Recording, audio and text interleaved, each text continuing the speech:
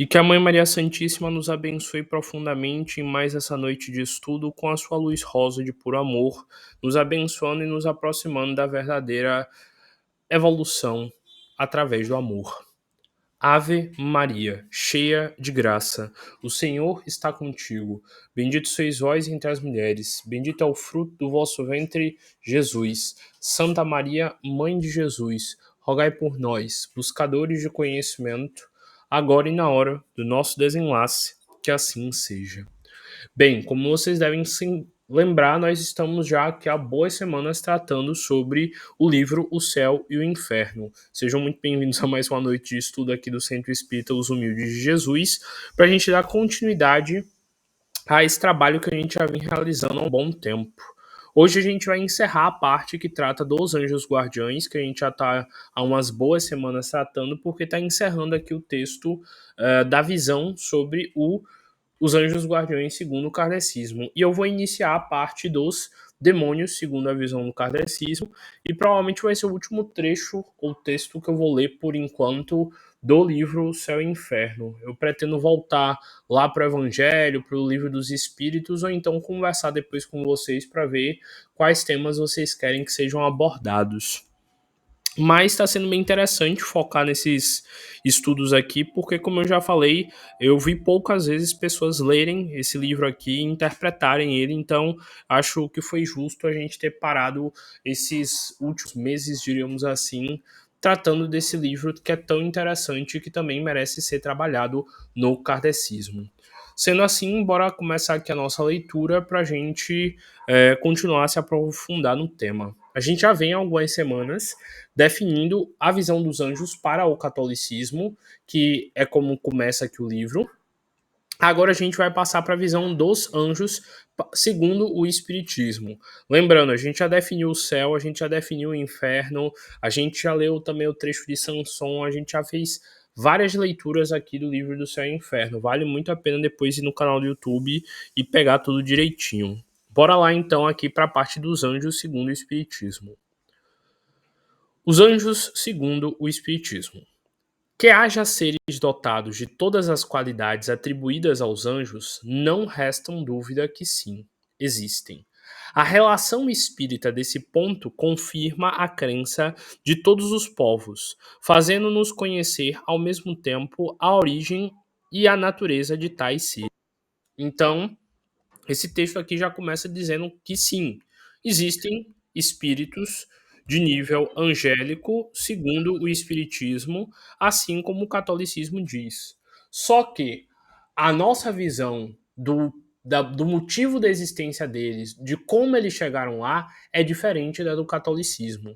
Como eu já vim explicando aqui há algumas semanas, lá para o catolicismo, os anjos já nasceram puros, já nasceram perfeitos, e Deus já os criou desta forma para que eles fossem, entre aspas, ajudantes de Deus no processo de cuidar da criação.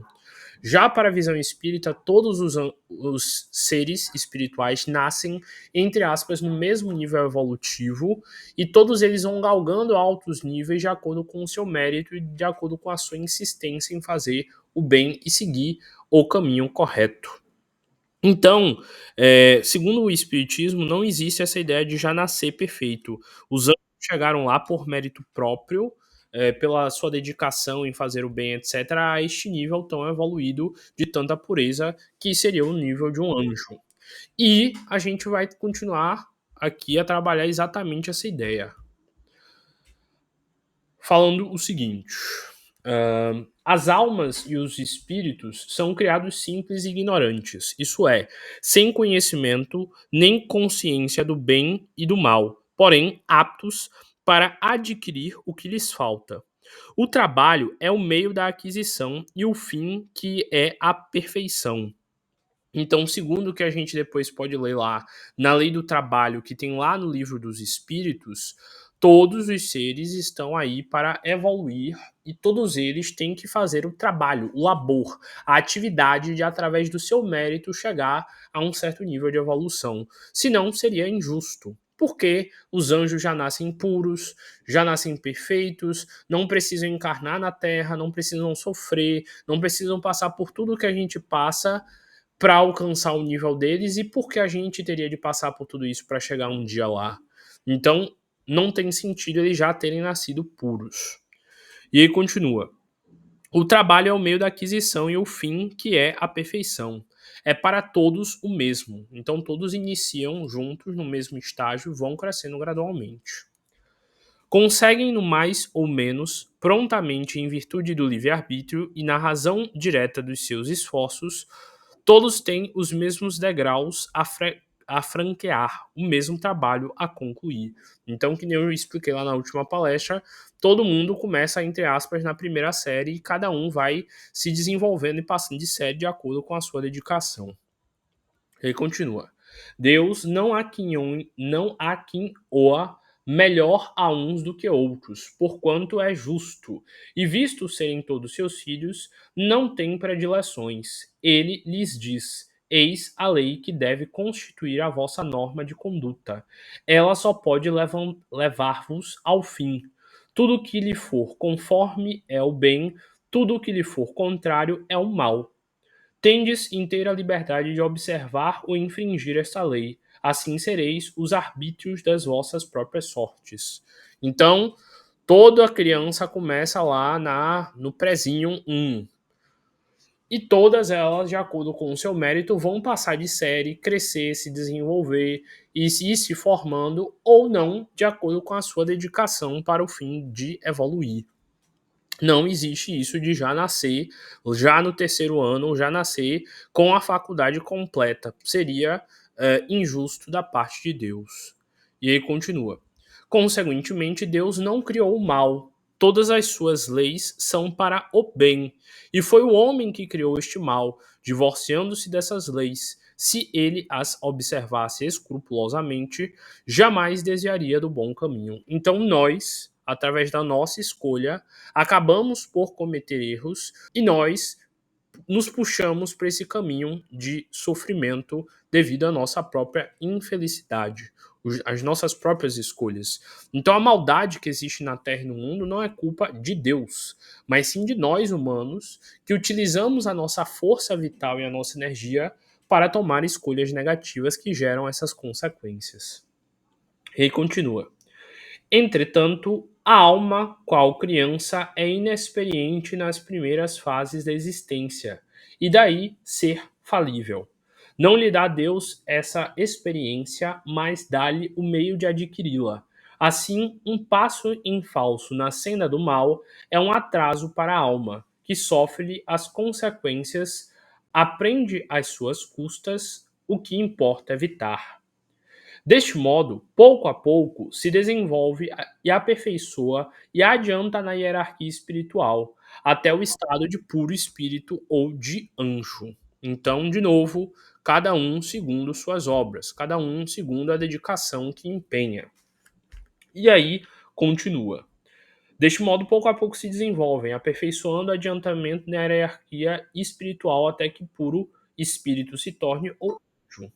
Os anjos são, pois, as almas dos homens chegados ao grau perfeito, ao grau de plenitude, fruindo sua plenitude e prometida felicidade. Antes, porém, de atingir o grau supremo, gozam de felicidade relativa ao seu adiantamento. Felicidade que consiste não na ociosidade, mas nas funções que Deus apraza confiar-lhe, e por cujo desempenho se sente ditosa, tendo ainda nele um meio de progresso. Então aqui a gente já vê que deixou bem claro que o Espiritismo, em principal, discorda da visão católica ao defender a ideia de que todo espírito nasce no mesmo grau de neutralidade e evolui e se atrasa de acordo com suas escolhas e que não seria lógico um espírito já nascer puro num nível de anjo. E aí continua. A humanidade não se limita à Terra, habita inúmeros mundos que no espaço circundam. Já habitou os desaparecidos e habitará os que se formarão. Tendo a criado de toda a eternidade, Deus jamais cessa de criá-la. Muito antes que a Terra existisse, e por mais remota que suponhamos, outros mundos haviam nos quais espíritos encarnados permanecem e percorreram as mesmas fases que percorrem os demais. Recente formação atingindo seu fim antes mesmo de houverem saído das mãos do Criador. Como a gente sabe, o nosso planeta Terra ele tem muito mais anos que a gente imagina. E que antes da gente mesmo nascer e existir aqui no planeta Terra, é muito provável que em outros planetas tenha existido vidas em encarnação. E como a gente sabe, até hoje em dia a própria NASA fala que existem muitos planetas parecidos com o nosso, aos quais seria possível, sim, existir um tipo de vida muito parecida com a nossa. E lembremos-nos, o universo ele é muito vasto. Se você olhar à noite para o céu e ver essas estrelas que estão no céu, é bem provável que ao redor de cada uma daquelas estrelas exista inúmeros planetas, tanto quanto aqui ao redor do Sol existem os nossos planetas do sistema solar. Então, é muita pequenez acreditar que só existe vida na Terra e que não existiram espíritos em outros locais antes que puderam evoluir em outros estágios antes de nós. Então a gente precisa refletir tudo isso para a gente não ficar se perdendo em coisa pequena. A gente precisa entender que o Criador ele criou tudo com um fim e que pode sim ter existido muitos espíritos antes de nós. Afinal, quando a gente pega um livro de história, a gente ouve e lê a história de vários espíritos que encarnaram antes de nós e fizeram muitas coisas. Por que não poderiam também os anjos terem existido, terem sido espíritos encarnados que existiam muito antes de nós? E aí continua.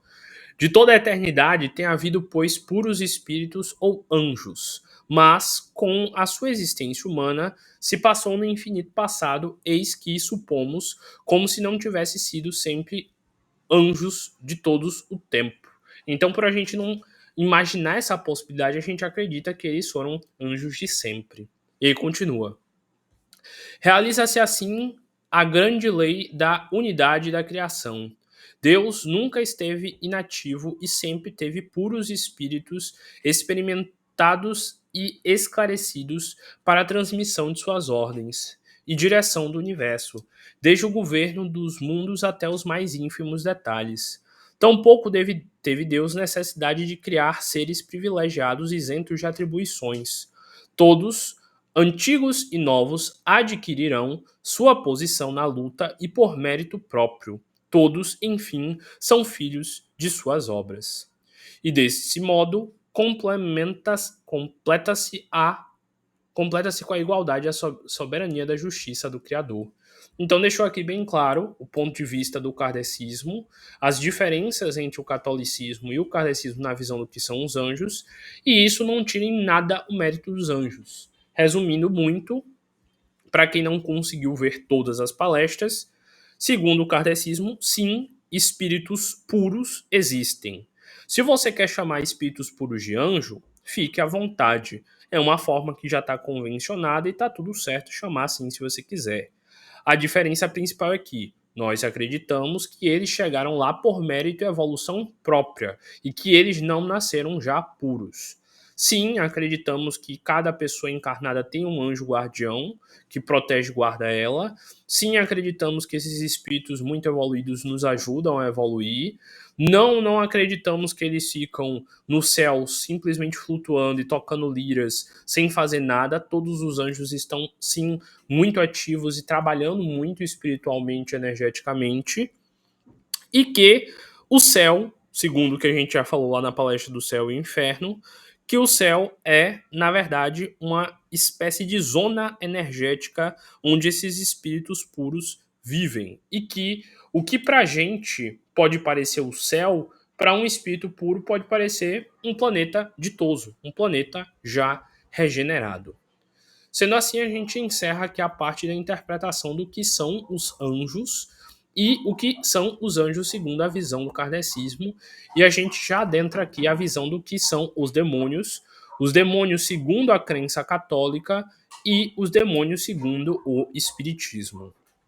Então aqui a gente vai iniciar o capítulo número 9 do livro O Céu e o Inferno, onde se tratarão desses temas que eu acabei de citar. Bora lá então começar. Origem da crença nos demônios. Bora lá. Em todos os tempos, os demônios representaram papel saliente nas diversas teogonias. Teogonias são a forma com que as pessoas acreditavam que Deus criou o mundo, ou então que o mundo foi criado. Tel é tipo Deus, Theos, Deus. E gonias é tipo história, construção, algo do tipo. E posto que consideravelmente decaídos, no conceito geral, a importância que lhes atribuiu ainda hoje dá a questão em uma tal ou qual gravidade por tocar a fundo mesmo nas crenças religiosas. Eis porque útil se torna examiná-la com os desenvolvimentos que comportam ao kardecismo. Então, tá deixando aqui bem claro, sempre existiu inúmeras religiões e inúmeras formas de se ver o mundo a existência de seres vistos como demônios. Então, vale ressaltar aqui que é importante a gente refletir essa visão sobre o que é um demônio, segundo o kardecismo, para a gente tirar os medos e desmitificar essa história de uma forma mais límpida. A crença num poder superior é instintiva de todo homem. Encontramos-lo sob diferentes formas em todas as idades do mundo. Mas, se hoje, dado o grau de cultura atingido, ainda se discute sobre a natureza e atributo desse poder, calcula-se que noções teriam o homem a respeito na infância da humanidade. Então, em outras palavras, o que esse trecho quer dizer? Se até hoje a gente está debatendo e batendo cabeça para entender o que é Deus, como é que Deus nos criou, entre outros conceitos, imagina para os seres pré-históricos que não tinham acesso a tanto conhecimento quanto nós. Como é que eles iriam explicar os fenômenos de coisas ruins que acontecessem? Eles iriam apelar para uma ideia de um ser maligno que realizasse isso. Deixando logo bem claro, como eu sempre repito, o kardecismo não acredita em diabo e não acredita em demônios. O kardecismo entende que existem espíritos atrasados que fazem mal temporariamente e que um dia eles recobrarão a consciência e passarão a tomar as atitudes corretas. Então o texto aqui já deixa bem claro uma das opiniões do kardecismo, que essa necessidade e essa ideia da criação de demônios foi uma ideia, uma criação do pessoal lá na pré-história, porque eles precisavam ter algo de ruim, entre aspas, para acreditar, para colocar a culpa do que acontecesse de errado. Continuando. A crença num poder superior é instintiva no homem. Encontramos-lo sob diferentes formas em todas as idades do mundo. Lembram que eu já falei aqui várias vezes? Cada religião, cada mitologia, cada forma de ver o mundo tem sempre algum tipo de Deus. Por exemplo, aqui entre os nossos indígenas, os tupis, etc, etc, existia o Deus Sol Tupã.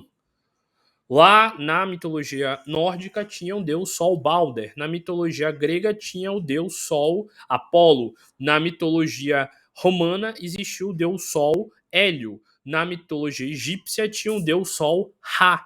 Enfim, todo local onde humanos se formavam e se uniam em grupo e passavam a viver em grupo e se interagir em grupo, em algum momento eles passavam a ter algum tipo de crença em algum ser.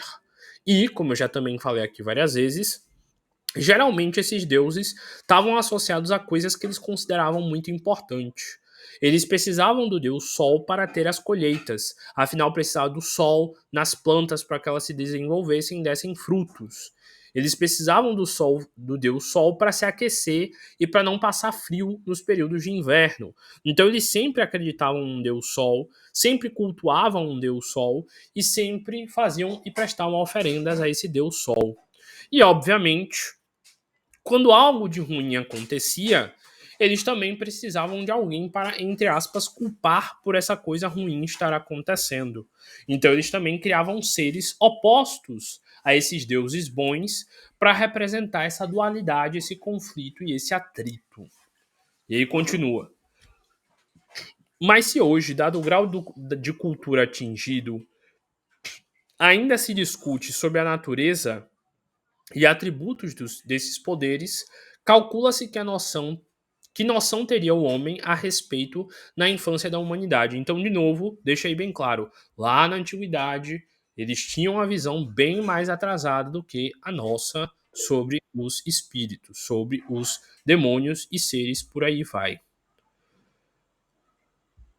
Então, sobre as criaturas do umbral, alguns textos, livros, enfim, chamam de demônios. Mas, na verdade, eles são espíritos atrasados que fazem o mal.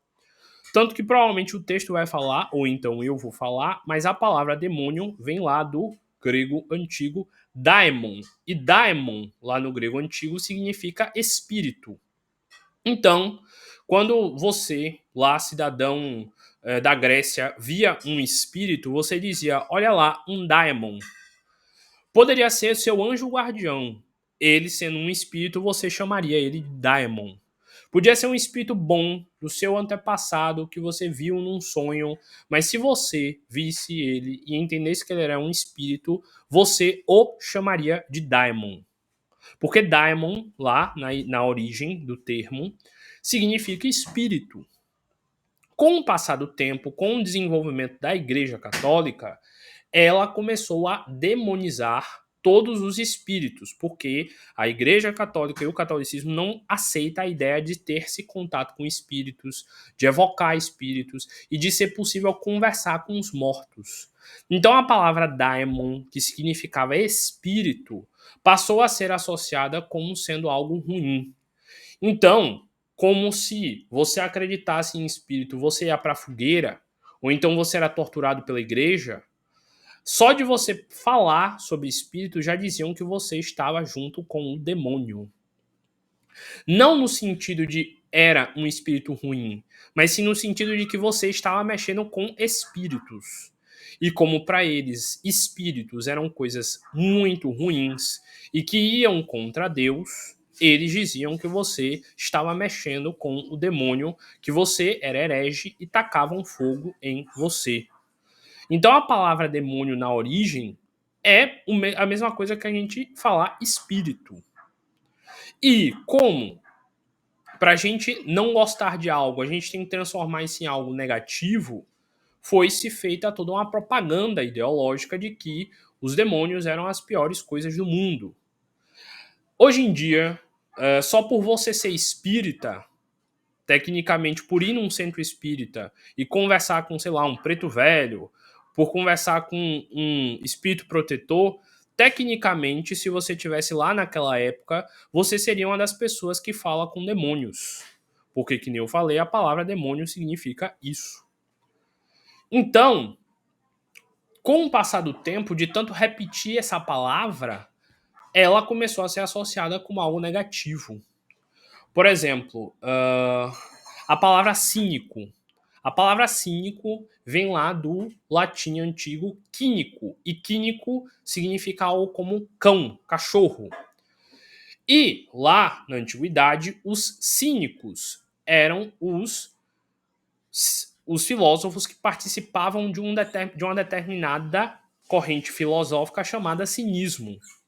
Lá na antiguidade, você ser um cínico era um sinal de que você era um tipo de filósofo que seguia a visão cínica da vida, que seria uma visão associada ao desprendimento dos bens materiais e a um constante filosofar sobre o apego. Mas com o passar do tempo, como as pessoas não gostavam da forma com que os filósofos cínicos se comportavam, a palavra cínico se tornou uma associação negativa. Tanto que se você chegar para alguém hoje e dizer você é cínica, essa pessoa pode querer voar na sua cara para lhe bater. Sendo que na origem da palavra, cínico significava que essa pessoa era uma pessoa que gostava de filosofar de uma forma onde ela acreditava no desprendimento do bem material. Então, de novo, tem toda uma construção. A palavra maquiavélico, por exemplo, vem lá da ideia de Nicolau Maquiavel, que foi um filósofo que tinha alguns pensamentos onde ele era muito incisivo na forma com que, por exemplo, sei lá, os governantes deveriam tratar os seus súditos. Então a palavra maquiavélico se tornou uma palavra associada a alguém manipulador, alguém maléfico. Então, de novo, a origem da palavra demônio só significa espírito, não significa algo ruim. Mas com o passar do tempo, foi se associando a ideia de que eles são espíritos ruins, atrasados, que fazem o mal. E também foi feita a ideia de que espíritos chamados demônios eram espíritos que eram eternamente maus, que serviam ao tal Satanás, ao tal Lúcifer, e que o tempo inteiro estavam querendo fazer o mal sem nunca evoluir. E o que o Espiritismo vai dizer é o seguinte: que não existe diabo e não existem demônios, segundo essa ideia que a igreja criou. O que existem são espíritos atrasados que fazem o mal e que temporariamente estão nesse estado, mas que um dia poderão começar a tomar as atitudes corretas e evoluir. Então, a gente vai ver muito disso aqui no texto. Por isso que você perguntou aí, Chico, e essa ideia de dizer que tem demônios no umbral? Não é que tem demônios lá, tem espíritos atrasados que as pessoas convencionam de chamar de demônios. Mas, como eu falei, a ideia original de demônio dá a ideia de um espírito que vai ser para sempre ruim, que nunca será bom e que já nasceu, entre aspas, ruim, lá da queda dos céus. Ele era um anjo que caiu junto com Lúcifer e passou a ser eternamente mal, que nem eu li lá na parte do inferno. Mas em si a ideia de demônio não existe. O que existe é essa deturpação que fizeram do conceito. Mas provavelmente durante o texto a gente vai interpretar mais isso e aprofundar para ficar mais claro. Bora lá. Como prova da sua inocência, o quadro dos homens primitivos, extasiados ante a natureza e admirados pela bondade do Criador, sem dúvida, muito poético, mas pouco real. De fato, quanto mais se aproximar do primitivo estado, mais o homem se escraviza aos instintos, como se verifica ainda hoje nos povos bárbaros e selvagens contemporâneos. O que mais o preocupa, ou antes, o que exclusivamente o preocupa, é a satisfação das necessidades materiais, mesmo porque não tem outras.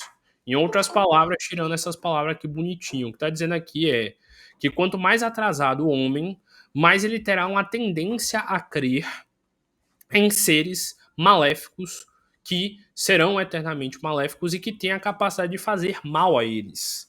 Mas quanto mais evoluído o homem, mais ele tem fé em Deus, mais ele tem fé nos espíritos protetores dele, e mais ele tem fé de que ele tem a capacidade de evoluir e de que ele não tem por que ter medo dos espíritos atrasados, já que ele está com Deus.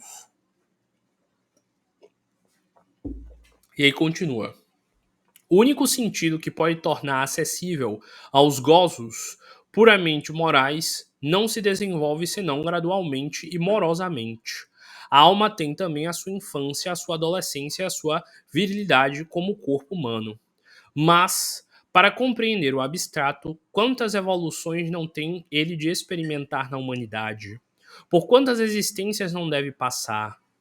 Então aqui está deixando bem claro que quando a gente ainda está num nível espiritual animalesco, nós temos uma tendência muito grande a nos apegar aos prazeres materiais e aos prazeres carnais. Geralmente, quando a gente pensa em demônio, ou a ideia que colocam nos filmes de pacto com o demônio, geralmente essa ideia de demônio é associada ao quê? A ideia de que você pode fazer um acordo com este tal espírito atrasado para que ele te dê bens materiais. Então, observe aí. Eles são espíritos que, segundo essa ideia, são espíritos associados à matéria e ao apego material. E também geralmente são espíritos associados à sensualidade. As pessoas geralmente veem ou retratam esses demônios como com órgãos sexuais vastos ou sendo espíritos que andam em locais onde a sexualidade é feita de forma desregrada. Então está deixando aqui bem claro que existem sim espíritos de níveis diferentes. Espíritos que ainda estão mais presos à carne, ao prazer, ao poder material, e espíritos que vão evoluindo. Segundo esse texto aqui, está deixando que os espíritos que ainda se apegam à matéria e a prazeres carnais, eles estão na infância do espírito deles. Quando ele começa a estudar, quando ele começa a aprender, e ele começa a querer pensar por si só, faz suas orações, se dedica ao bem, ele está na adolescência do espírito dele. Por que adolescência? Como é que são os adolescentes? Uma hora estão querendo certo, outra hora estão querendo errado. Uma hora estão perto da pessoa boa, outra hora estão andando com a pessoa ruim, e eles estão sempre bem confusos. E aí depois vem a virilidade, que seria tipo a maturidade, que é quando você já sabe o que você quer, quando você já decidiu o seu caminho e quando você não fica mais errando, não fica mais caindo nas tentações mundanas, porque você já sabe o que você quer para o seu espírito. Então tá deixando aqui bem claro que se esses tais demônios dessa forma existissem, eles seriam espíritos ainda na infância de sua essência. E que, como eles estão na infância, em algum momento eles vão evoluir, amadurecer, se libertar do apego à carne, se libertar do apego à matéria, e eles evoluirão e sairão desse estado de infância e deixarão, entre aspas, de ser demônios. No caso aqui, demônio no sentido de espírito atrasado. Então, um obsessor seria um espírito na infância da vida, porque ele é um espírito que ainda é apegado à matéria, ele ainda é apegado à sensualidade e ele ainda é apegado aos vícios. Enquanto um anjo seria um espírito evoluído que está apegado às virtudes, que está apegado à transcendência e não à matéria, aquilo que não pode ser cerceado, controlado e pego para você, porque você entende que tudo é passageiro. E ele estaria associado a essa parte da pureza. Aquilo que é puro não tem mácula, não tem erro, não tem falha, porque ele já está no auge da sua virtude. E aí continua. Sem nos remontarmos aos tempos primeiros, olhemos em torno da gente do campo e prescutaremos os sentimentos de admiração que nelas despertam ao esplendor do sol nascente. Em outras palavras, está deixando aqui bem claro que pessoas que têm uma conexão maior com a natureza, que têm uma conexão maior com a espiritualidade, tendem a ver a beleza do sol, ver a beleza da natureza e se sentir realizado em estar conectado com isso. E aí continua. O sol nascente, do firmamento, as estrelas na abóboda é tipo cobertura, a trina dos pássaros, o murmúrio das ondas claras, o vergel florido dos prados. Para essa gente, o sol nasce por hábito. E uma vez que desprende o necessário do calor para sazonar as searas, não tanto que as creste, está realizado tudo o que ele almejava.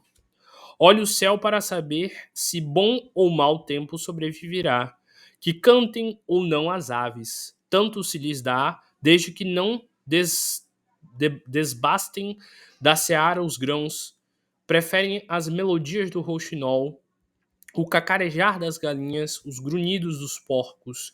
O que deseja nos regatos cristalinos ou lodosos é que não seguem nem inundem dos prados que produzam boa erva ou sem flores. Então tá dizendo aí que é uma pessoa bem conectada com a natureza, que respeita a natureza, que faz parte da natureza e não tenta aprisionar e comandar a natureza ao seu favor, diríamos assim, no sentido de apego. Eu não estou dizendo que é errado você ter uma fazenda, eu não estou dizendo que é errado você ter gado, ter ovelhas para lã. Estou dizendo que o apego à matéria e o apego ao poder que esta matéria, essa acumulação te dá, é uma ilusão. Afinal, você vai morrer e você vai deixar tudo aí. E aí continua. Eis aí tudo que essa gente almeja, ou o que é mais, tudo o que da natureza aprende, conquanto muito distanciada já dos primitivos homens, que tinham aqueles hábitos brutais, matavam um ao outro, lutava, feria, dente por dente, olho por olho, e por aí vai. Se nos remontarmos a estes últimos, então surpreendê-los-emos mais exclusivamente preocupados com a satisfação das necessidades materiais, resumindo o bem e o mal deste mundo somente no que concerne à satisfação ou prejuízo dessas necessidades. Eu falo muito sobre isso daqui lá nas palestras sobre antroposofia, onde eu cito a pirâmide de Maslow, que é a pirâmide das necessidades humanas. Ele continua. Acreditando um poder extra-humano, e porque o prejuízo material é sempre o que mais perto lhes importa, atribuem-no a este poder, do qual fazem, aliás, uma ideia muito vaga. e por nada conceberem, fora do mundo visível e tangível, tal poder lhes afigura identificado nos seres e coisas que os prejudicam. Os animais nocivos não passam para eles de representantes naturais e diretos desse poder. Pela mesma razão, veem nas coisas úteis a personificação do bem. Daí o culto voltado a certas plantas e mesmo até a objetos inanimados.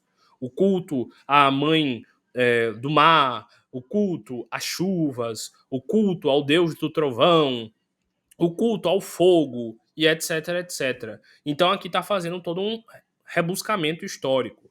Lá, os primeiros homens primitivos viam o sol, viam o poder da chuva, viam o poder da natureza e eles começaram aos poucos a cultuar essas forças por achá-las muito mais fortes e poderosas do que eles. E ele continua. Mas o homem é comumente sensível ao mal que ao bem. Este lhe parece natural, ao passo que aquele mais o afeta. Nem por outra razão se explica, nos cultos primitivos, as cerimônias sempre mais numerosas em honra ao poder maléfico. O temor suplanta o reconhecimento. Então, está dizendo aí, sempre houveram cultos aos demônios, aos daimons, aos espíritos. E o culto aos espíritos maléficos sempre, entre aspas, era maior. Por quê? Porque o maléfico nos gera curiosidade, nos gera uma certa fascinação por aquele poder demoníaco, por aquele poder que pode te oferecer dinheiro, mulheres, carros, casas e tudo aquilo que é material.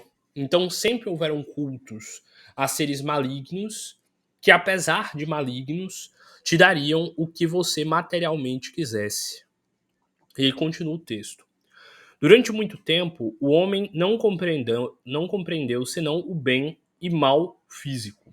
Os sentimentos morais só mais tarde marcaram o progresso da inteligência humana, fazendo-lhe entrever na espiritualidade um poder extra-humano, fora do mundo visível e das coisas materiais. Essa obra, seguramente realizada por inteligências de escola, grandes inteligências, mas que não puderam exercer certos limites. Então está deixando aqui bem claro que esses cultos começaram a surgir a esses seres bons e maus de acordo com o que você desejava receber deles. Provada e patente a luta entre o bem e o mal, triunfante este muitas vezes sobre aquele, e não se podendo racionalmente admitir que o mal derivasse de um benéfico poder, concluía-se pela existência de dois poderes rivais no governo do mundo, Deus e o diabo. Daí nasceu a doutrina dos dois princípios, aliás, lógica, numa época em que homens se encontravam incapazes de raciocinar e penetrar a essência do ser humano. Então, já tem aqui uma crítica aqui leve. Essa ideia de bem e mal, essa ideia de Deus e diabo,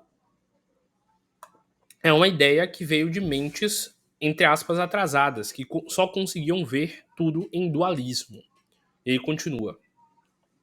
Como compreenderiam então que o mal não passa de um estado transitório do qual pode emanar e se transformar em bem, conduzi-lo à felicidade pelo sofrimento e auxiliando-lhe ao progresso. Então tá dizendo aqui, ó, como a gente pensava tudo de forma preto ou branco, bom ou mal, quente ou frio, a gente não conseguia conceber a ideia de que, sei lá, a lenha fria ao ser esquentada com fogo, poderia se tornar quente. Em outras palavras, que os demônios, que os espíritos atrasados, que os espíritos obsessores não poderiam vir a se tornar espíritos bons. Vou dar um exemplo que é bem nítido aqui para o nosso centro espírita. Eu ouvi, durante o tempo que eu frequento lá o centro espírita, a história de que o nosso irmão William, que é o diretor espiritual aqui da casa, era um obsessor de um médium que, se eu não me engano, chamava-se Amabélico, que foi um dos médiums que iniciou o Centro Espírita Os Humildes de Jesus. E é dito que, com o passar do tempo e com a dedicação do médium e também com as palestras, orações e auxílios que foram feitos, esse irmão William começou a se dedicar a evoluir e se dedicar a fazer o bem para o plano espiritual e junto com os médiuns da casa. E pelo que eu vi, ele foi subindo de grau em grau evolutivo lá dentro do centro espírita, até que, por mérito próprio, os espíritos deram a ele o direito e o cargo de diretor espiritual do Centro Espírita Os Humildes de Jesus. Então, um obsessor, um espírito atrasado, um espírito que poderia, entre aspas, ser chamado de demônio, segundo essa interpretação aqui, se tornou, pelo seu mérito e dedicação ao bem, o espírito guia, protetor mais evoluído do nosso centro espírita. Então, aqui está deixando bem claro que essa ideia de que o demônio seria para sempre ruim e que o anjo já nascia puro e seria para sempre bom é uma ideia que não pensa no fator de que cada um tem seu livre-arbítrio. Você hoje pode ser uma pessoa muito má, mas se você se dedicar a partir de hoje a ser uma pessoa boa, você pode se tornar um anjo. E se você começar a errar e ficar vaidoso e começar a cometer erros, você pode voltar a ser um demônio. Então, ser um anjo ou ser um demônio é um estado psíquico seu, de acordo com as atitudes que você tem. Você pode passar o seu dia orando, entre aspas, sendo um anjo, mas no momento que você julga o outro, que você maltrata o outro, que você, sei lá, critica o outro, você se torna um demônio temporariamente, até que você volte a fazer o certo. Então, de novo, essa ideia de demônios como espíritos super atrasados, super maléficos, não existe. Em algum momento, eles se tornarão espíritos bons. Não importa quanto tempo eles fiquem fazendo mal, não importa quanto poder eles alcancem nesse caminho de mal, em algum momento eles vão aprender e fazer o bem. Porque existe a lei de evolução e todo espírito tem que evoluir. E aí continua. Os limites do seu horizonte moral, nada lhe permitindo ver para além dos seus presentes, no passado como no futuro, também não lhe permitia compreender que já houvesse progredido, que poderiam ainda individualmente, e muito menos que as vicissitudes, dificuldades da vida resultavam de imperfeições do ser espiritual, nele residente, o qual preexiste e sobrevive ao corpo, na dependência de uma série de experiências purificadoras até atingir a perfeição. Em outras palavras, até o mais atrasado, até o mais maléfico, demônio, espírito atrasado, pode se tornar um bom espírito. Tanto que é uma das frases que eu também já ouvi muito lá dentro do Humildes, que é a seguinte frase: o seu espírito protetor de hoje pode se tornar seu espírito protetor do amanhã.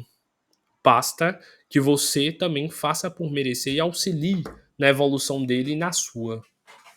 Ele continua. Para compreender como mal pode resultar bem, é preciso considerar não uma, porém muitas existências. É necessário aprender o conjunto do qual e só do qual resultam nítidas as causas das perspectivos efeitos. Por exemplo, a gente acredita no espiritismo que existe algo chamado encarnação compulsória, que é quando um espírito é obrigado a encarnar mesmo ele sem querer. E a gente já leu aqui, eu já citei também aqui vários livros que citam casos como esse, como por exemplo o livro A Noiva, de Elizabeth alguma coisa lá, não lembro o nome da autora, que é um livro que conta a história de um espírito que era muito atrasado, que fazia muito mal, que obsidiou muita gente, e conta o livro um momento onde ele sofreu uma encarnação compulsória e que ele foi obrigado a encarnar na Terra, e ele veio numa família que, entre aspas, deu algum apoio espiritual a ele, e ele aos poucos foi amolecendo aquela maldade que tinha e aos poucos foi evoluindo.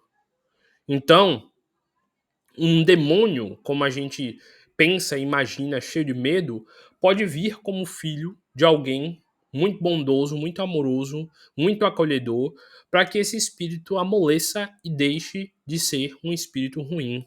Porque em todo aquele perispírito de maldade que ele tinha, com a encarnação numa família boa, num contexto bom, com suporte, ele pode se redimir e ter vergonha dos erros que cometeu e começar a fazer o bem.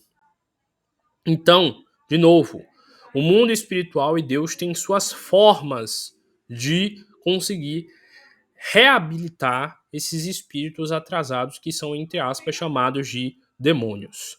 E aí continua. O duplo princípio do bem e do mal, durante muitos séculos e sob vários nomes, a base de todas as crenças, vemo-lo assim sintetizados em Ormanzi e Arimani. Aí tá dizendo aqui, ó. Aura Mazda ou Ormunzo, criador e princípio do bem, Deus supremo, do masdeísmo, religião do Irã antigo, que foi revelada por Zoroastro, que é o zoroastracismo, que admite dois princípios, um bom, de Deus luz, e outro mal, de Deus trevas, e da morte, que travam combates para o destino da humanidade. Por exemplo, tem religiões que assumem deuses bons com faces negativas e dizem que destruição também é parte do processo de evolução. E aí está citando aqui provavelmente dois deuses que têm uma face boa e ruim ao mesmo tempo. E aí continua. Entre os persas, em Jeová e Satã. Entre os hebreus, Jeová e Satã. Todavia, como todo soberano deve ter ministros, as religiões geralmente admitiram potências secundárias ou bons e maus gênios. Então, está dizendo aqui, como Deus tinha o seu poder como Deus, e ele tinha ajudantes e ministros da sua vontade, que eram os anjos, ao idealizar a figura de um Satã ou de um Lúcifer, também foi idealizada a figura de seus lacaios, daqueles que faziam o que este ser maligno desejava. Daí começou-se a existência da ideia dos demônios. E aí começa aqui. Os pagãos fizeram deles individualidades com denominações genéricas de deuses e deram-lhe atribuições especiais para o bem e para o mal, para os vícios e para as virtudes. Os cristãos e os muçulmanos herdaram dos hebreus os anjos e os demônios. A doutrina dos demônios tem por conseguinte origem na antiga crença dos dois princípios. Compete-nos examiná-las aqui tão somente no ponto de vista cristão, para ver se está de acordo com as noções mais exatas que possuímos hoje sobre tais atributos da divindade. Esses atributos são um ponto de partida, a base de todas as doutrinas religiosas, os dogmas, o culto, as cerimônias, os usos e a moral. Tudo é relativo à ideia mais ou menos justa, mais ou menos elevada que se forma de Deus. Desde o fetichismo até o cristianismo. Fetichismo aqui é no sentido da fantasia. Se a essência de Deus continua a ser um mistério para nossas inteligências, compreendemo-la, entanto, melhor que nunca, mercê dos ensinamentos do Cristo. O cristianismo racionalmente ensina-nos que Deus é único, eterno, imutável, imaterial, onipotente, onipresente, soberanamente justo e bom, infinito em todas as suas perfeições. Foi por isso que algures dissemos, em algum local dissemos. Aí deixou aqui bem claro que foi na parte 4 da doutrina das penas e do gozos, lá do livro. Se tirasse a menor parcela de um só dos seus atributos, não haveria mais Deus. Por isso que poderia coexistir um ser mais perfeito. O que isso aqui quer dizer, em outras palavras, mastigando bem para vocês? Se Deus é único, eterno, imutável, imaterial, onipotente, que significa que tem todo o poder, soberanamente justo e bom e infinito em todas as suas perfeições, não seria possível que ele deixasse existir um ser oposto a ele, um diabo, e muito menos seres opostos aos anjos, demônios. E que toda essa crença em anjo, ou toda essa crença em diabo, Satanás, demônio, ou sei lá o que, não tem sentido, porque Deus não permitiria que fosse assim, desta forma. E aí termina aqui dizendo o seguinte: esses atributos na sua plenitude absoluta são, pois, o critério de todas as religiões. Estalão da verdade e de cada um dos princípios que ensinam. E para que qualquer destes princípios seja verdadeiro, preciso é que se não encerre um atentado às divinas perfeições. Vejamos se é assim, de fato, na doutrina vulgar dos demônios. Então aqui vai começar a visão do que é Satanás, do que é Lúcifer para a Igreja Católica, e depois a gente vai adentrar a parte do que é para o kardecismo. Como o tempo não me permite, eu vou parar por aqui hoje e na sexta-feira provavelmente a gente vai dar continuidade ao que são os demônios segundo a Igreja Católica. Sendo assim, como sempre, eu desejo a todos que o sucesso seja a única possibilidade.